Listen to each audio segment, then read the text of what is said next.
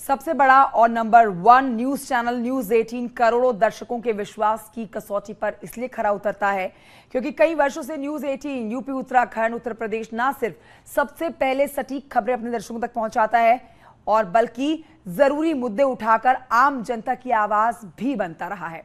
और इसी सफल परंपरा में न्यूज 18 नेटवर्क अब एक विशेष कार्यक्रम कर रहा है। आइए सीधे आपको उस कार्यक्रम में लिए चलते हैं जहां पर डिप्टी सीएम ब्रजेश पाठक बोल रहे हैं। बाकी देखभाल पैरामेडिकल और नर्सेज को ही करना होता है। इस दिशा में अभी काम प्रारंभ नहीं हो पाया था। अभी पिछले 15 दिनों पहले आदरणीय मुख्यमंत्री योगी जी से हमने एक मिशन निरामया को प्रारंभ कराया है।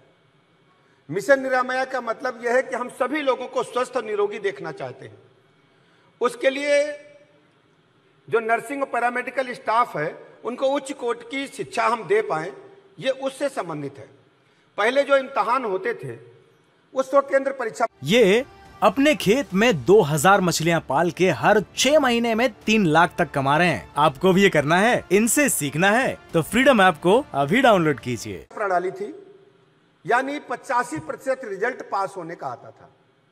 लेकिन जब पिछले दिनों हमने जब सरकार में आने के बाद 2022 में ही विज्ञापन निकाला 4000 पदों का नर्सेज का, और जब इम्तहान हुआ तो 1 लाख लोगों ने आवेदन किया, मात्र 2200 बच्चे पास हो पाए। हमारे लिए चिंता का सबब था, इसका मतलब है नर्सेज की पढ़ाई अच्छी नहीं हो रही है। तो हमने तय किया कि हम स्वकेंद्र परीक्षा प्रणाली समाप्त की, कैमरे की निगरानी में इम्तहान कराए। तो अभी परीक्षा परिणाम 25% हुआ है। मुझे लगा ये गड़बड़ है, तो इसमें हमने पूरी तरह से आमूलचूल परिवर्तन किया।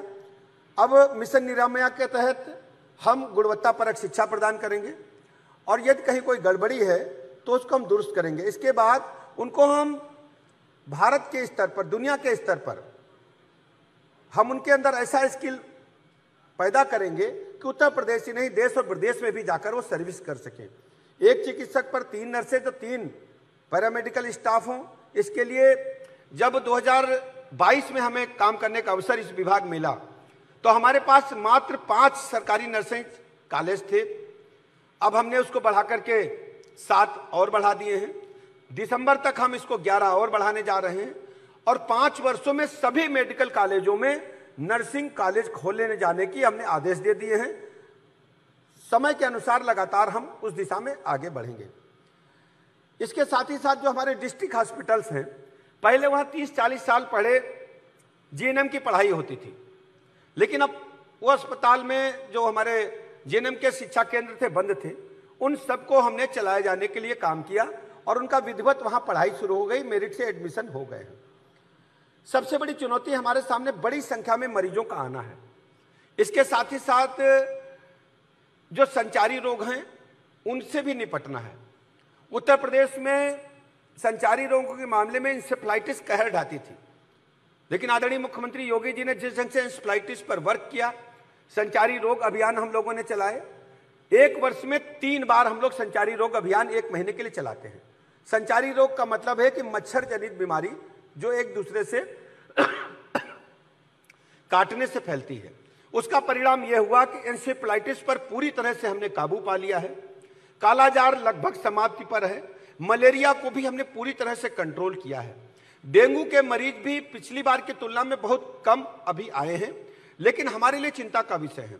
डेंगू के मरीजों के लिए लगातार हम फॉगिंग कराते हैं।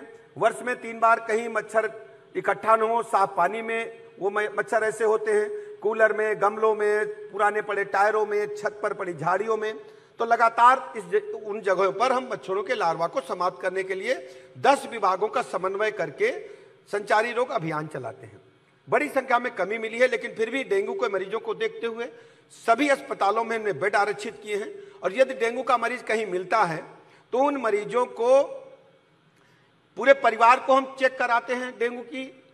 इसके साथ साथ आसपास के 60 घरों को चिन्हित करके डेंगू की हम जांच करा करके उनको दवाइयां देते हैं प्रिवेंशन की, कि उनको डेंगू ना होने पाए।